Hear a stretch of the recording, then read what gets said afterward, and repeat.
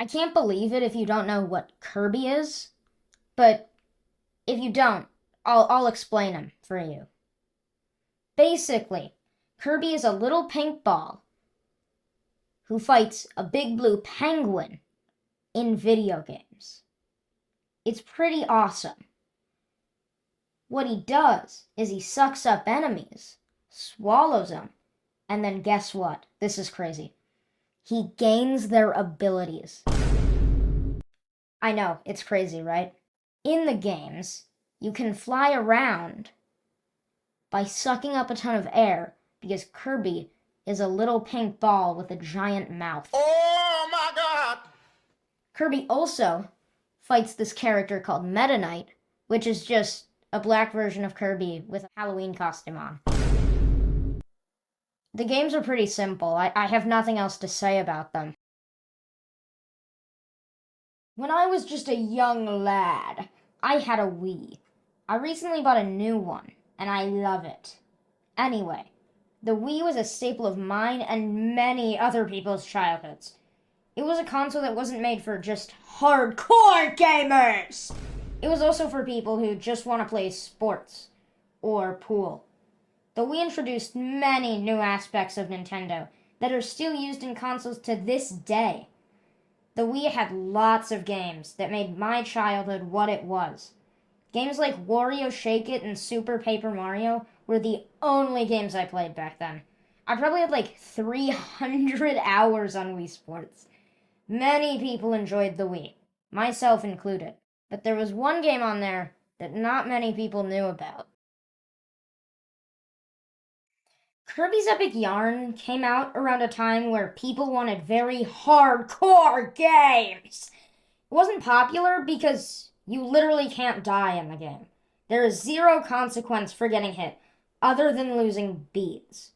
When I was very young, I would say like 5 or 6, I played Kirby's Epic Yarn every day. It was my favorite game. It was one of the first games I beat. I never 100%ed it, I just beat it. I bought it recently to play again, and I love it. It's very nostalgic for me.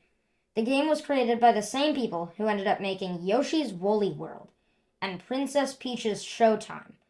Good Feel Inc. Kirby's Epic Yarn was originally called Fluff of Yarn and was about Prince Fluff, the side character that only player 2 gets to play as. The game has a crazy amount of stuff to do. In it, you get to decorate a house and play lots of mini games like Zeke's Hide and Seek. Kirby's Epic Yarn is a pretty easy game to beat, but in my opinion, it is very hard to 100%. The main levels aren't that hard to 100% complete, but the bosses are so hard. They're always hitting you, and that makes it very hard to keep all your beats. There are 8 distinct worlds in Kirby's Epic Yarn. In Patchland, there's 7 areas. Patch Plaza, Grassland, Hotland, Treatland, Waterland, Snowland, and Spaceland. A lot of lands. Am I right? Then there's also Dreamland. There's 7 bosses in the game. Fangora, the first boss, a giant snake-like creature residing in Grassland. Hot Wings, a fiery bird boss. Found in Hotland. Squishini, a magician boss found in Treatland who uses cards and slot machines to beat up Kirby. Capimari, an octopus-like boss found in Waterland that uses tentacles to wrap around you and squeeze you to death. But you can't die, so it actually doesn't. It just takes beads. King Dedede, controlled by Yin Yarn, who you fight in Snowland.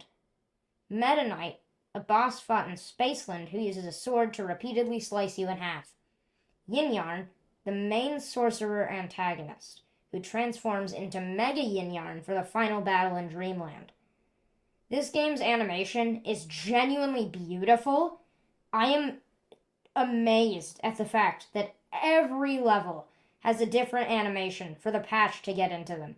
The art in this game is actually amazing. Good Feel makes some of the nicest looking games I've ever seen. Kirby's Epic Yarn has a second version. It's on 3DS and is called Kirby's extra epic yarn. The game features many extra power-ups that are in the same style as like Kirby Planet Robobot or Triple Deluxe. There's a metal wire hat that gives you a sword to hit people with. There's a yarn ball hat that makes it so you can make a ball of yarn to throw whenever you want. There's also a ribbon one that creates a vortex to lure in beads, and a button hat that creates bombs for you to throw at people. The game has 3 extra modes. Yeah, extra modes. Ah, ah, ah, ah. Devilish mode. Devilish mode is a level difficulty that is exclusively on the 3DS version. It has a little devil hover over you throughout the entire level, and he tries to kill you the whole time. There's also a mode where you get to play as King Dedede, and you run while sliding and jumping, trying to get beads and not get hit by enemies. Then there's one more game mode. It's called Slash and Bead. Slash and Bead is a really fun mode, actually, where you play as Meta Knight and you fly through a level in the game while collecting beads and killing many enemies within a time limit. I like this version better because of all the extra content, but the original is definitely a more well-known game. Kirby's Epic Yarn is a very odd game. It's different from any other Kirby game. You can't fly or eat living beings like in other games. You just unravel them. It's not even fair to compare this game to a game like Kirby Triple Deluxe because they are so different. Kirby's Epic Yarn is a very good game. I think that if you have a Wii or a 3DS, then you should play it. And if you do, tell me your thoughts on it in the comments. Okay, bye. Spleen Boy 5000, Spleen Boy 5000, wow, Spleen Boy 5000, wow, Spleen Boy 5000.